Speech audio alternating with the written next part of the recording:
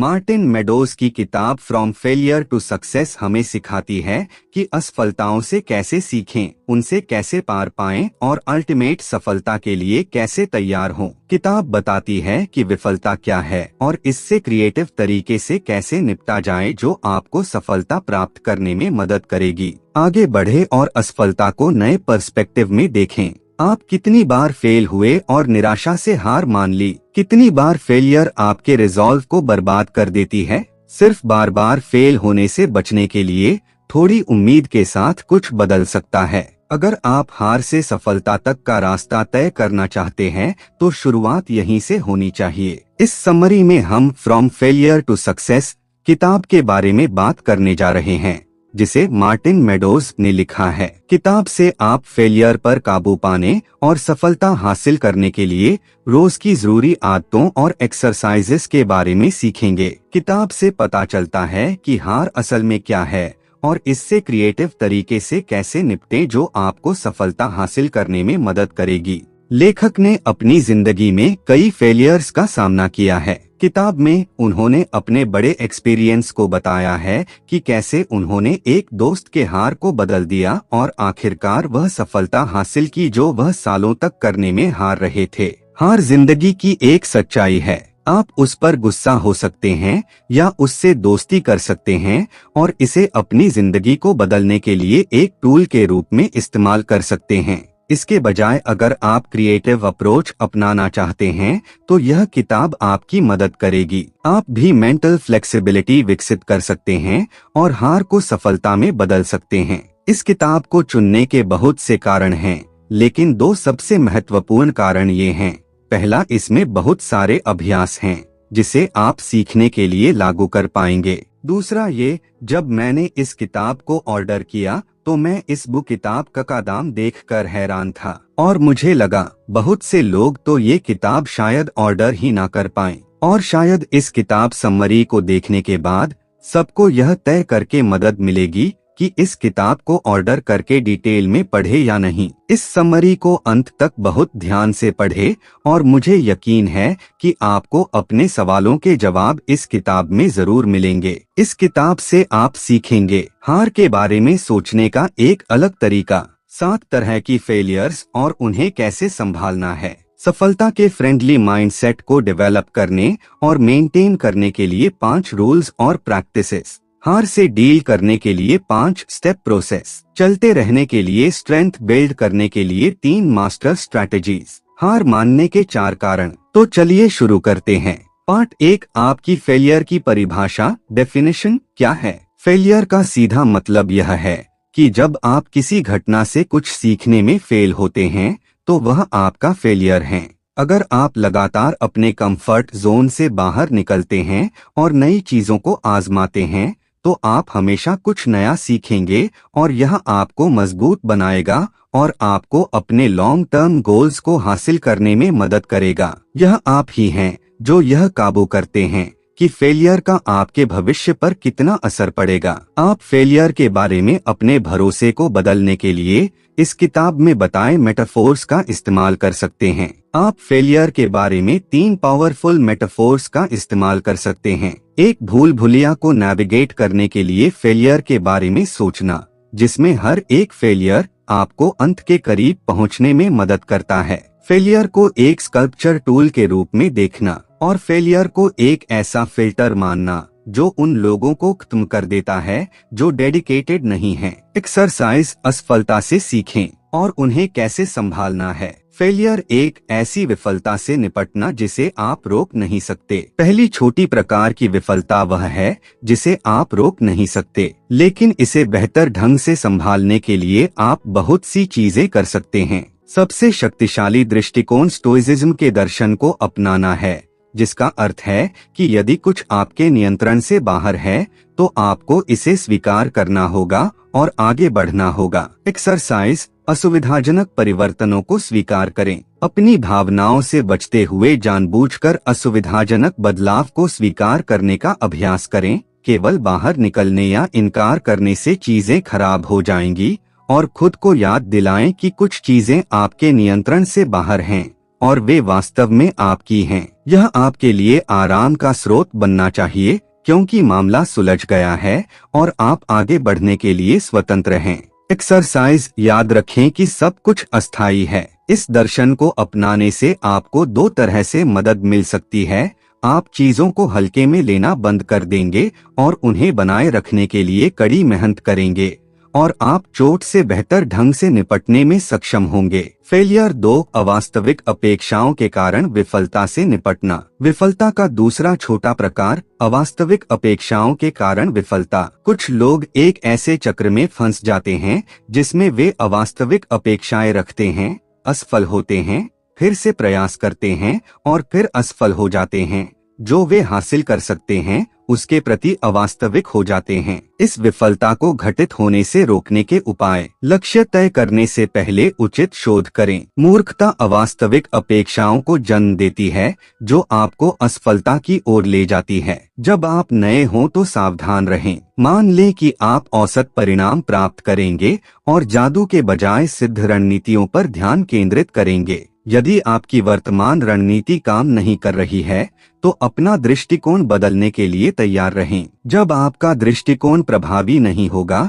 तो जिद्दी होने से काम नहीं चलेगा। स्वीकार करें कि चीजें शायद ही कभी योजना के अनुसार चलती हैं। आपको अपने लक्ष्य तक पहुंचने में आपकी अपेक्षा से अधिक समय लग सकता है और आप संभवतः कम समय में जो हासिल कर सकते हैं उसे कम आंकेंगे। इसलिए धैर्य रखें।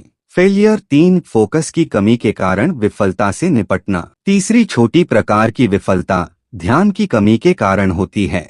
जब भी आप बहुत सारे अलग अलग लक्ष्यों पर ध्यान केंद्रित करते हैं तो आप अपने प्रदर्शन में बाधा डालेंगे। यह आपको शीघ्र ही असफलता की ओर ले जाएगा, क्योंकि कम महत्वपूर्ण उद्देश्यों को छोड़े बिना महत्वपूर्ण लक्ष्यों तक पहुंचना असंभव है। ऐसी विफलताओं से बचने के लिए बड़े लक्ष्यों को प्राथमिकता दें और अपनी अधिकांश ऊर्जा उन्हें पूरा करने में लगाएं। सफलता के लिए अपना ध्यान सीमित रखना महत्वपूर्ण है। बोरियत को गले लगाएं और उन चीजों पर टिके रहें जो आपके लिए अच्छा काम कर रही हैं, भले ही वे अब उतनी रोमांचक न हो जितनी शुरुआत में थीं। व्यायाम, अत्यधिक फोकस पर ध्यान दें।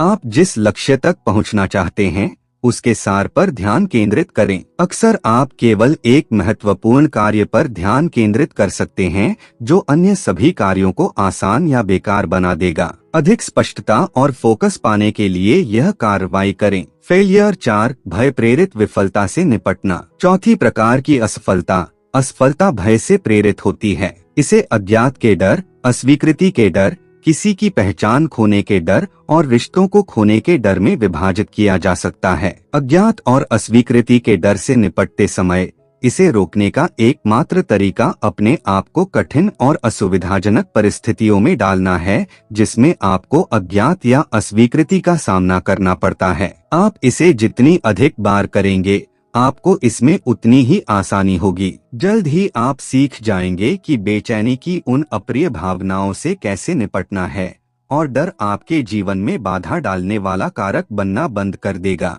जब आप अपनी पहचान खोने के डर से असफल होते हैं तो इसका कारण यह है कि आपके जीवन के कुछ नकारात्मक पहलू हैं जिन्हें आप खुद मानते हैं। यदि आप मोटापे, गरीबी, शर्मीलेपन या किसी अन्य नकारात्मक गुण को अपनी पहचान का हिस्सा मानते हैं तो उन्हें बाहर फेंकना डरावना और असुविधाजनक है। लेकिन आपको यह समझना होगा कि जीवन विकास है। जितनी जल्दी आप उन बुरी चीजों से छुटकारा पा लेंगे आपका जीवन उतना ही बेहतर होगा।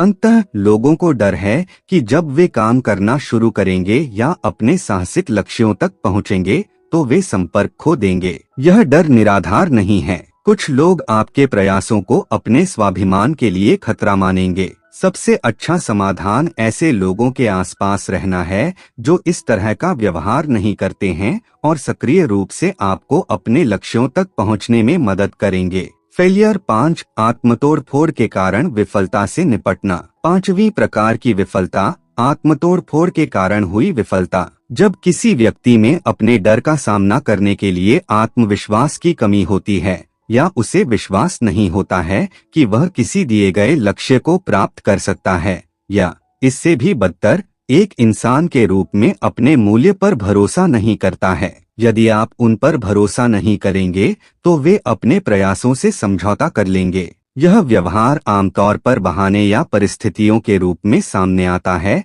जो विफलता या निष्क्रियता का कारण बनता है। उदाहरण के लिए, कोई व्यक्ति अनजाने में देर तक जागना पसंद कर सकता है ताकि नौकरी के लिए साक्षात्कार के दौरान वह थका हुआ दिखे और उसकी सफलता की संभावना कम हो जाए। फिर यदि वे असफल होते हैं तो वे सोचते हैं, वे यह कहकर अपने अहंकार का बचाव करते हैं कि मुझे यह नौकरी इसलिए नहीं मिली क्योंकि मुझे देर से उठना पड़ा। एक्सरसाइज, रक्षात्मक निराशावाद का अभ्यास करें।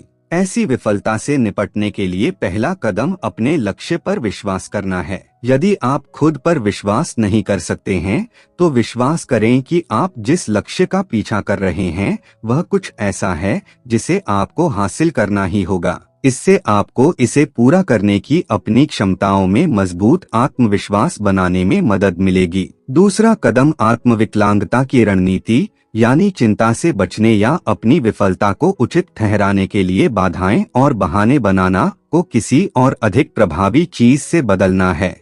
रक्षात्मक निराशावाद नकारात्मक परिणामों की कल्पना करता है और हर संभव चुनौती के लिए खुद को तैयार करता है। परिणामस्वरूप उन्हें चिंता कम होती है और वे बेहतर प्रदर्शन करते हैं। रक्षात्मक निराशावादी बनने के लिए अपनी चिंताओं को एक-एक करके देखें और उन्हें प्रबंधित करने के लिए रणनीतियां बनाएं। दूसरी ओर रणनीतिक आशावादी मानते हैं कि चीजें काम करेंगी और इससे उन्हें अपना ख्याल रखने और उच्च स्तर पर प्रदर्शन करने में मदद मिलती है। अधिक आशावादी बनने के लिए अपने जीवन में हर विफलता और सफलता के लिए व्यक्तिगत जिम्मेदारी का दावा करके अपने नियंत्रण के स्थान को बदलें। असुविधाजनक परिस्थितियों में जाने पर आत्मविश्वास के लिए अपने आराम क्षेत्र को बढ़ाएं और नकारात्मक घटनाओं को माफ करने के बजाय उन्हें फिर से देखने के लिए उन्हें देखें। यह देखने के लिए कि आप असफल क्यों हो रहे हैं, पाठों में जाएं। अंत में एक काल्पनिक दुनिया में रहें।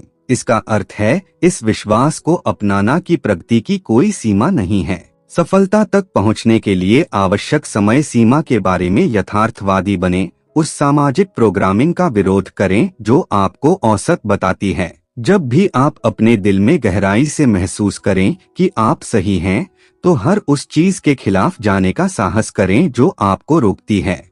फेलियर 6 बेसब्री के कारण फेलियर से निपटना। लोग अक्सर असफल हो जाते हैं क्योंकि वे अधीर होते हैं। धीमी प्रगति से निराश होकर वे या तो हार मान लेते हैं या अस्थिर गति निर्धारित कर लेते हैं। दोनों ही मामलों में सफलता की तुलना में विफलता की संभावना अधिक है। यदि आप अक्सर असफल हो जाते हैं क्योंकि धीमी प्रगति आपको हतोत्साहित करती है, तो लक्ष्य तक पहुंचने पर ध्यान केंद्रित करें, न कि केवल एक निश्चित समय सीमा के भीतर इसे प्राप्त करने पर। समय सीमा आपके जीवन को निर्देशित नहीं कर सकती। सावधान रहें कि अपनी तुलना दूसरों से न करें या इस बात पर क्रोधित न हो कि आप असफल होते हैं जबकि अन्य जीतते हैं। हो सकता है कि आप किसी एक चीज में दूसरों जितने अच्छे न हो, लेकिन किसी और चीज में उनसे बेहतर प्रदर्शन करें। लंबे समय में आपके पास उन लोगों से बेहतर प्रदर्शन करने की अधिक संभावना है, इसलिए अपनी प्रतिभा को हल्के में न लें।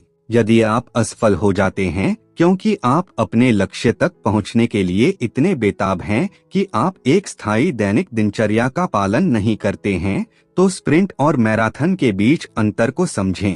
किसी नए लक्ष्य के साथ शुरुआती गति हासिल करने में एक संक्षिप्त स्प्रिंट बेहद मददगार हो सकता है। इसके लिए रोजाना लक्ष्य तय करें और उन्हें हासिल करने पर ध्यान केंद्रित करें। इससे आपको कुछ समय, जैसे कुछ सप्ताह या शायद कुछ महीने में एक अधिक टिकाऊ दैनिक दिनचर्या बनाने में मदद मिलेगी, जो आपको उन बड़े लक्ष्यों को प्राप्त करने में मदद करेगी जिन्हें प्राप्त करने में वर्षों लग जाते हैं।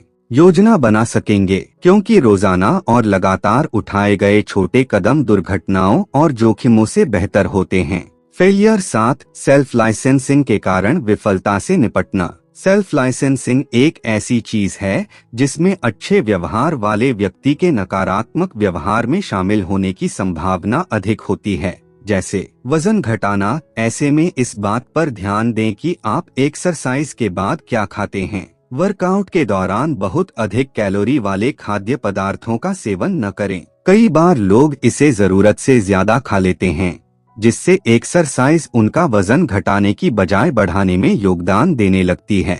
जब स्वास्थ्य की बात आती है तो स्वस्थ खाद्य पदार्थों पर आंख बंद करके विश्वास न करें। सिर्फ इसलिए कि कोई भोजन स्वस्थ लेबल के साथ आता है, इसका मतलब यह नहीं है कि यह वास्तव में आपके लिए स्वस्थ है। इसलिए वही खाएं जो आपको वास्तव में स्वस्थ रहने में मदद कर सके। वित्त के मामले में सावधान रहें कि जब भी आप कोई अच्छा वित्तीय निर्णय लेते हैं तो आप एक अनावश्यक खरीदारी को न कह रहे होते हैं। इसलिए पैसे बचाने और कमाने के लिए स्मार्ट बने।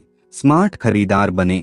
उन चीजों का स्टॉक न रखें जिनकी आपको जरूरत नहीं है। अपनी आय का कम से कम एक छोटा सा हिस्सा बचाने के लिए इसे हर महीने एक स्वचालित बचत खाते में स्थानांतरित करें। अपने क्रेडिट कार्ड पर न्यूनतम खर्च सीमा निर्धारित करें। उन निर्णयों के लिए स्वयं की प्रशंसा करें जिनसे आपके स्वास्थ्य और छवि में प्रगति हुई है, जैसे चॉकलेट खाने की जगह हेल्दी सलाद खाना, आलसी होने की जगह व्यायाम करना, जितनी जरूरत हो उतनी कैलोरी वाला खाना खाना। 8.2 सफलतानुकूल मानसिकता विकसित करने और बनाए रखने के लिए 5 नियम और अभ्यास। नियम 1, आपको अपना जीवन कठिनता से जीना चाहिए और निरंतर अनिश्चितता को अपनाना चाहिए। आपके जीवन की गुणवत्ता इस बात पर निर्भर करती है कि आप भय और अनिश्चितता से निपटने में कितने अच्छे हैं। इसलिए सुनिश्चित करें कि आप असहज परिस्थितियों से बचने के बजाय उनसे लड़े। हालांकि ऐसी स्थिति में खुद को पाना हमेशा मजेदार नहीं होता है,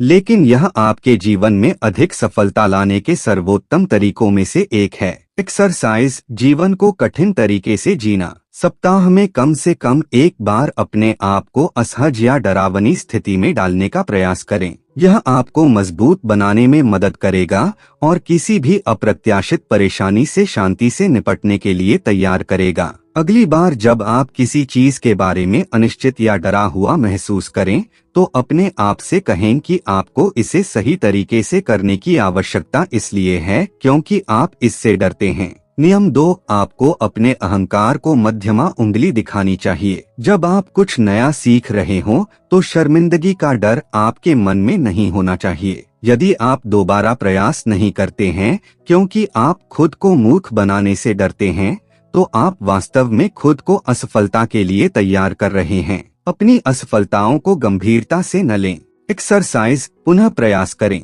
यदि आप कुछ नया सीखते समय मूर्ख दिखने से बचकर अपने अहंकार की रक्षा करते हैं तो अपने आप को ऐसी कई स्थितियों में रखें और इस बारे में चिंता करने के बजाय कि दूसरे आपके बारे में क्या सोचते हैं, बस फिर से प्रयास करें। नियम 3, सफलता के योग्य महसूस करें। यदि आपको विश्वास नहीं है कि आप सफलता पाने में सक्षम हैं, तो आप अपने प्रयासों को विफल कर देंगे। यदि आप अपनी वृद्धि को सीमित करते हैं क्योंकि आपकी प्रगति दूसरों को नुकसान पहुंचाएगी, तो खुद को याद दिलाएं कि एक बेहतर इंसान बनने से आपको उनकी मदद करने के लिए अधिक संसाधन मिलेंगे। यदि आप अपनी ताकतों को नहीं पहचानते हैं तो अपनी प्रेरणाओं, ताकतों, रिश्तों और अन्य अच्छी चीजों की एक सूची बनाएं जो आपके लक्ष्यों को प्राप्त करने में आपकी मदद कर सकती हैं। फिर पिछली स्थितियों के बारे में सोचें जिन्हें आपने सुलझा लिया है और उनके लिए आभारी रहें।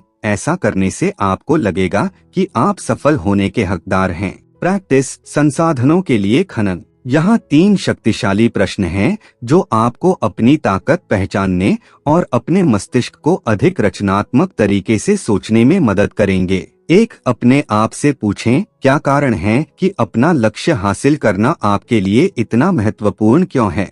इस प्रश्न का उत्तर देने के लिए आवश्यक समय लें। आपके कारण जितने मजबूत होंगे, आपका आत्मविश्वास बढ़ाना उतना ही आसान होगा। 2, आपकी अद्वितीय ताकतें या संसाधन क्या हैं जो आपको अपने लक्ष्यों तक पहुंचने में मदद करेंगे? इसमें व्यक्तिगत कौशल और गुणों के साथ साथ अन्य संसाधनों को भी लिखें जो आपके उद्देश्य को प्राप्त करने में मदद कर सकते हैं। 3, आपने अपने पिछले लक्ष्यों को प्राप्त करने के लिए अपनी शक्तियों या संसाधनों का उपयोग कब और कैसे किया? उन कारणों की सूची बनाने के बाद जिनके कारण आप मजबूत महसूस कर रहे हैं, आप इन बातों का उत्तर दे सकते हैं। आप एक प्यार करने वाले व्यक्ति हैं, आप समय के पाबंद हैं, आप में ईमानदारी है, आप शिक्षा से प्यार करते हैं, महत्व या आप बड़ा सोचते हैं, इस तरह आप अपने सच्चे आंतरिक आत्मविश्वास को प्राप्त करेंगे। जब भी आपको संदेह हो तब तक अपनी सूची दोबारा पढ़ें जब तक आप फिर से आश्वस्त न हो जाएं। नियम 4, आपको व्यक्तिगत जिम्मेदारी लेनी होगी। अपनी हर सफलता और विफलता के लिए व्यक्तिगत जिम्मेदारी लें। यह एक विशेषता है जिसे सभी सफल लोग अपनाते हैं। एक्सरसाइज, जिम्मेदारी स्वीकार करना। इसके लिए इन 4 चरणों का पालन करें। 1, उन पिछले अनुभवों को याद करें जिन पर आपने काबू पाया था। 2, अपनी पिछली असफलताओं में से कम एक को याद करें जिसका कारण आप किसी बाहरी कारक को मानते हैं। 3, उन विकल्पों को अपनाएं जो आपको वर्तमान और भविष्य में चुनौतीपूर्ण बने रहने में मदद करें। 4, और अंत में अपनी शब्दावली से मेरे पास कोई विकल्प नहीं है जैसे शब्दों को हटा दें और उन्हें मैं यह कैसे कर सकता हूँ से बदल दें। नियम 5, पहचानें कि आप क्या चाहते हैं और उसके पीछे जाएं। आपको यह पहचानना होगा कि आप अपने जीवन में क्या चाहते हैं और उसके पीछे जाना चाहिए। अपने जीवन के बारे में स्पष्ट दृष्टिकोण रखने से आपको सही अवसरों पर ध्यान देने और उनका लाभ उठाने में मदद मिलेगी। लेकिन यदि आप ऐसा नहीं करेंगे तो अवसरों का लाभ न उठाकर सफल नहीं हो पाएंगे और जीवन भर पछताते रहेंगे। एक्सरसाइज, एक दृष्टिकोण बनाएं। आप अपना जीवन कैसे जीना चाहते हैं इसके बारे में अपना स्वयं का दृष्टिकोण बनाएं और उन लक्ष्यों की एक सूची बनाएं जिन तक आप पहुंचना चाहते हैं ताकि आपको सही अवसर आने पर उन्हें पहचानने में मदद मिल सके। अपने स्वास्थ्य, रिश्ते, पैसे और पूरे जीवन को ध्यान में रखते हुए अपना दृष्टिकोण बनाएं। पार्ट 3, विफलता से निपटने और वापसी के लिए 5 चरणीय प्रक्रिया। चरण 1, विफलता की प्रक्रिया करें। विफलता से निपटने के लिए पहला कदम उस पर कार्रवाई करना है। असफलता आपको कमजोर महसूस कराती है और इससे आपको जीवन में नुकसान भी होगा। यह इस हद तक हो सकता है कि आप इस्तीफा देने के बारे में सोचें या बहुत उदास महसूस करें। यह सब मामूली है और आपको इन भावनाओं से इनकार नहीं करना चाहिए। जब आप असफल होते हैं तो संभवतः आप स्तब्ध हो जाते हैं, इसे नकार देते हैं और इसके कारण उत्पन्न होने वाली भावनाओं को दबा देते हैं। ऐसे में कुछ लोग हैरान हो जाते हैं और अगली बार सफल होने की उम्मीद खो देते हैं। असफलता से निपटने के बजाय जो हुआ उसे स्वीकार करें और आगे बढ़े। मनुष्य को भावनात्मक विविधता की आवश्यकता है। असफलता के बाद उदासी या निराशा अंततः एक अलग स्थिति में बदल जाती है, संभवतः क्रोध में बदल जाती है। चरण 2, स्वयं को क्षमा करें। असफलता से निपटने का दूसरा कदम है खुद को माफ करना। असफलता का अनुभव करने वाले कुछ लोग खुद से नफरत करने लगते हैं, जबकि यह बिल्कुल भी सही नहीं है। आपको अपनी हार के लिए खुद को माफ करके अपना आत्मविश्वास दोबारा हासिल करना चाहिए। विफलता से निपटने और नया आत्मविश्वास हासिल करने के लिए आत्मालोचना को आत्मकरुणा में बदलना सीखना आवश्यक है। एक्सरसाइज, अपने सबसे अच्छे दोस्त स्वयं बने। अपने प्रति दयालुता बढ़ाने के 3 सर्वोत्तम तरीके हैं। कल्पना करें कि आप किसी मित्र को असफलता से निपटने में मदद कर रहे हैं। इसके लिए आप एक पत्र लिख सकते हैं, उस पत्र के समान जो आपका कोई सबसे अच्छा मित्र आपको आशा देने के लिए लिख सकता है। जब आप अपनी आत्मालोचनात्मक आवाज सुने तो उसे सकारात्मक आत्मचर्चा से बदल दें या ऐसे काम करके अपना पोषण करें जिससे आपको अच्छा महसूस हो। चरण 3, अपना दशा बदलें। असफलता से निपटने का तीसरा कदम है अपनी भावनात्मक स्थिति को बदलना। असफलता को सफलता में बदलने के लिए ऐसे निर्णय लें और उन पर कायम रहें।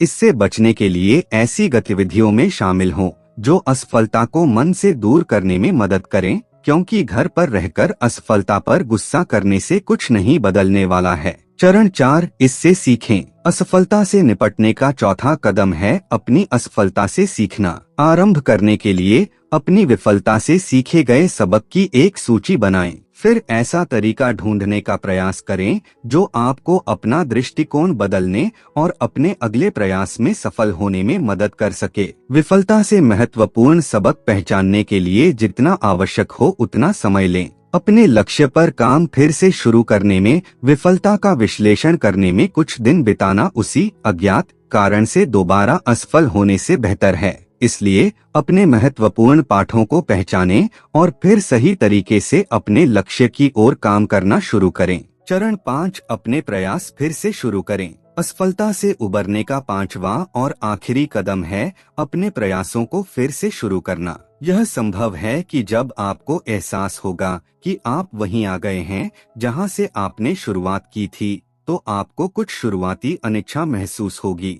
लेकिन एक बार जब आप पहली कुछ छोटी जीत हासिल कर लेंगे, तो आपकी असफलता आपको इससे जल्दी उबरने में मदद करेगी। मिल जाएगा। असफलता से उबरने के लिए आप इन 2 रास्तों में से एक चुन सकते हैं। बड़े धमाके के साथ शुरुआत करें और चरम दृष्टिकोण के साथ तुरंत दृश्यमान परिणाम दें, जैसे सुबह जल्दी उठने का लक्ष्य, या धीरे धीरे खुद को दैनिक दिनचर्या में वापस लाने के लिए छोटे कदम उठाएं। इसके लिए आप कठिन वर्कआउट के साथ अपनी दिनचर्या को फिर से शुरू कर सकते हैं, लेकिन शुरुआत में यह आसान होगा, लेकिन कुछ समय बाद इसे लगातार करना मुश्किल हो सकता है। इसलिए एक संक्षिप्त, आसान सत्र करना बेहतर तरीका है। शुरुआत करें और फिर धीरे धीरे अपने वर्कआउट को लंबा और अधिक कठिन बनाएं। दोनों दृष्टिकोण समान रूप से प्रभावी हो सकते हैं, इसलिए वह चुनें जो आपको लगता है कि आपकी स्थिति के लिए सबसे अच्छा काम करेगा। पार्ट 4, चलते रहने की ताकत बनाने के लिए 3 मास्टर रणनीतियाँ। स्ट्रैटेजी 1, एक जुनून विकसित करें। आगे बढ़ते रहने के लिए आपके पास एक दीर्घकालिक संकल्प होना चाहिए। ऐसा करने का सबसे अच्छा तरीका एक दीर्घकालिक जुनून विकसित करना है, जो आपको चुनौतियों के बावजूद बने रहने के लिए प्रेरित कर सके। इससे आपको लंबे समय तक काम करते समय अपनी दिमागी शक्ति को बनाए रखने में मदद मिलेगी। आपको भी अपने आप में अच्छा महसूस होगा। एक जुनून विकसित करें जो आपको अपने आराम क्षेत्र से बाहर निकलने के लिए मजबूर करता है और अन्य लक्ष्यों पर काम करते समय आपको सहायता प्रदान कर सकता है। एक सफल व्यक्ति बनने के लिए यह एक शक्तिशाली मास्टर रणनीति है। जब आप लंबे समय तक अपने आप को एक जुनून के लिए समर्पित करते हैं, तो आप यह भी सीखेंगे कि अधिक इच्छा शक्ति और मजबूत कार्यनीति कैसे बनाए रखी जाए।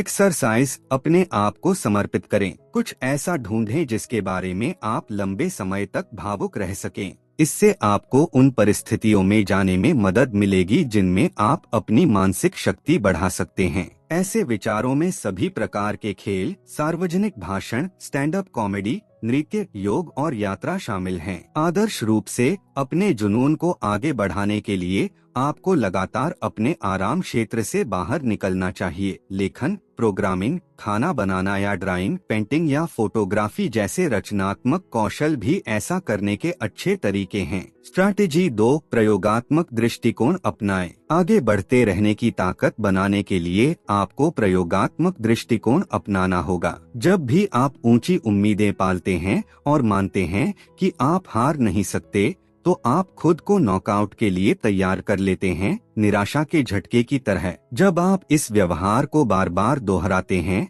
तो आप जल्दी ही अपनी इच्छा शक्ति के संसाधनों को खत्म कर देंगे। एक्सरसाइज, एक प्रयोग तैयार करें। एक सफल प्रयोग करने के लिए एक बजट निर्धारित करें। संसाधनों की एक विशिष्ट मात्रा चुनें जिसे आप इसके लिए समर्पित करेंगे, चाहे वह पैसा, समय या ऊर्जा हो, और इसे तब तक चलाएं जब तक आपको ठोस डेटा न मिल जाए। स्ट्रैटेजी 3, परिणाम की परवाह किए बिना मूल्य ज्ञात करें। अक्सर चलते रहना कठिन होने का मुख्य कारण यह होता है कि आपको ऐसा लगता है कि आप जो कर रहे हैं वह बेकार है। यह समझ में आने वाली बात है कि जब आपको कोई परिणाम नहीं मिलेगा तो आप निराश हो सकते हैं। यह सामान्य है, क्योंकि कौन ऐसा काम जारी रखना चाहेगा जो बेकार हो। यह तर्क अपने आप में समझ में आता है, लेकिन आपके प्रयास शायद ही व्यर्थ हों। भले ही आपको ऐसा लगे कि आप कोई प्रगति नहीं कर रहे हैं, आप जो कर रहे हैं उसमें लगभग हमेशा कुछ न कुछ मूल्य जुड़ जाता है। आपको इसे पहचानना होगा। इसे पहचानने से आपको आगे बढ़ने में मदद मिल सकती है। जब आप अपने प्रयासों को पूरी तरह से समय की बर्बादी मानते हैं, तो निस्संदेह आप निराश महसूस करेंगे और आगे नहीं बढ़ना चाहेंगे। कोई भी उन चीजों पर अपना समय या ऊर्जा बर्बाद नहीं करना चाहता जिनसे कोई परिणाम नहीं मिलता। इसलिए यह जानना बहुत जरूरी है कि आपके प्रयास और उनसे मिलने वाले परिणाम मूल्यवान हैं। एक्सरसाइज मूल्य के लिए काम करें। जब भी आप खुद को यह सोचते हुए पाएं कि कोई चीज पूरी तरह से बेकार थी, तो उसे अनुभव करने के लिए आभारी रहें और निराश होने के बजाय यह देखें कि आपने उसमें क्या मूल्य जोड़ा है। 8.5 हार मानने के 4 कारण। कारण 1, यदि यह आपको पसंद नहीं है तो इसे छोड़ दें। यदि आप कोई चीज सिर्फ इसलिए कर रहे हैं क्योंकि समाज आपसे ऐसा करने को कहता है, जैसे कि कॉलेज जाना या ऐसी नौकरी पर काम करना जिससे आप नफरत करते हैं, तो आप उन संसाधनों को बर्बाद कर रहे हैं जिसे आप अपने जीवन की किसी मूल्यवान चीज पर खर्च कर सकते थे। यदि आप अपने लक्ष्य को मुख्य रूप से रोजमर्रा की नकारात्मक भावनाओं से जोड़ते हैं, तो आपको ऐसा करना बंद कर देना चाहिए, क्योंकि ऐसा उद्देश्य स्पष्ट रूप से आपके व्यक्तित्व के अनुरूप नहीं है।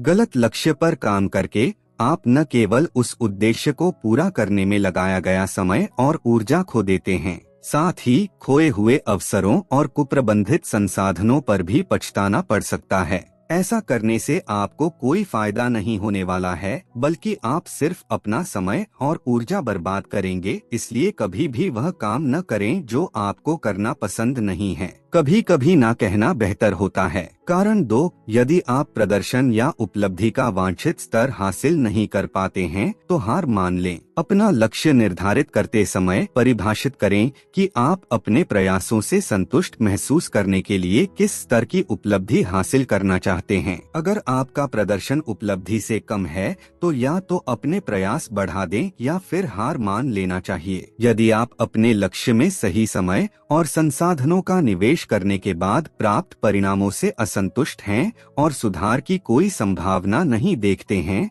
तो आपको कुछ और खोजना चाहिए जिसमें आप बेहतर हैं। जब आप अपने द्वारा प्राप्त परिणामों से संतुष्ट नहीं होते हैं, तो आपको हार मानने या अपनी उम्मीदों पर काबू पाने के निर्णय का सामना करना पड़ता है। यदि आप अपनी उम्मीदें कम कर सकते हैं और अच्छा महसूस कर सकते हैं, तो रुकने की कोई जरूरत नहीं है, बस चलते रहें। लेकिन यदि आप निम्न मानकों को स्वीकार करने से इनकार करते हैं, तो उन्हें जाने देना बेहतर है। ऐसे में अगर आपको मनचाहा परिणाम नहीं मिला है, तो आपको हार मान लेनी चाहिए और आगे बढ़ना चाहिए। कारण 3, अगर आप सिर्फ डूबे हुए खर्चों की वजह से भाग रहे हैं तो छोड़ दीजिए। अर्थशास्त्र और व्यवसाय में डूबी हुई लागत एक ऐसी लागत है जिसे आप पहले ही खर्च कर चुके हैं और जिसकी भरपाई नहीं की जा सकती है। जैसे यदि आप एक गैर वापसी योग्य मूवी टिकट खरीदते हैं, तो यह एक डूबी हुई लागत है। यदि आप अब फिल्में नहीं देखना चाहते हैं,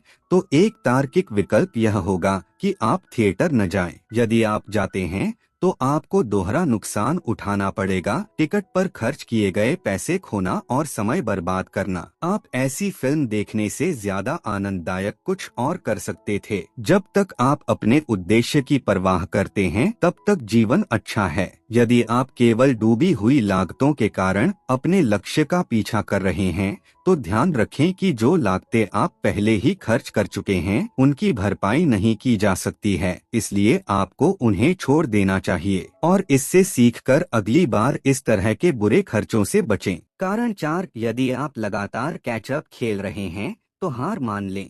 यदि आप लगातार अपने लक्ष्यों से पीछे रह जाते हैं, तो शायद आप जिस लक्ष्य का पीछा कर रहे हैं वह आपके लिए उतना महत्वपूर्ण नहीं है जितना आप सोचते हैं, या फिर आपको इस उद्देश्य के लिए समय निकालने के लिए अन्य लक्ष्यों को छोड़ना होगा। यदि आप अपने लक्ष्य के लिए समय नहीं निकाल पा रहे हैं, लेकिन आपको अन्य काम करने के लिए समय मिल जाता है, तो यह संकेत देता है कि आपकी प्रेरणा पर्याप्त मजबूत नहीं है या आपका उद्देश्य अब आपके लिए प्राथमिकता नहीं है।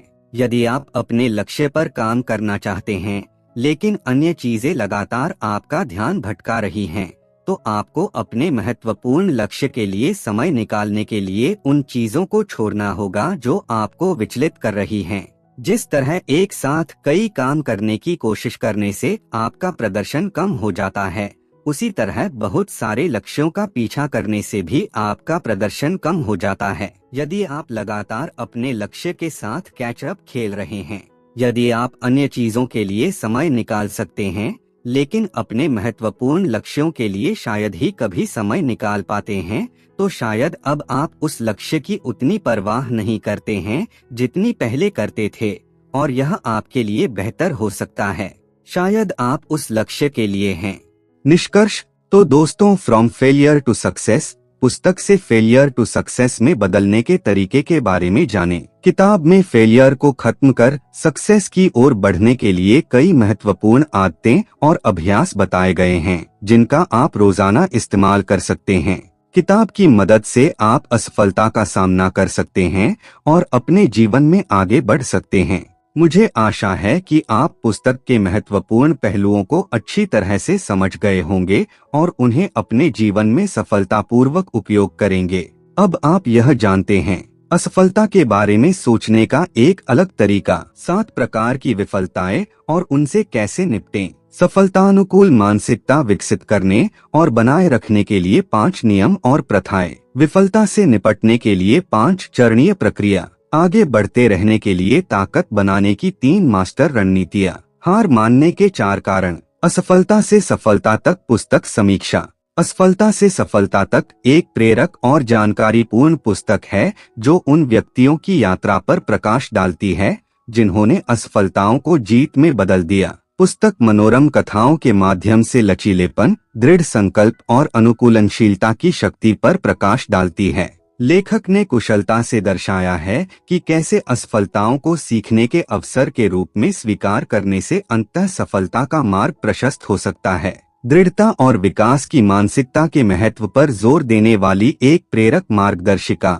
यह पुस्तक उन लोगों के लिए अवश्य पढ़ी जानी चाहिए जो बाधाओं को दूर करने और अपने लक्ष्यों को प्राप्त करने के लिए प्रोत्साहन की तलाश में हैं। यह आशा की किरण है जो असफलताओं पर सकारात्मक दृष्टिकोण की परिवर्तनकारी शक्ति को प्रदर्शित करती है। धन्यवाद।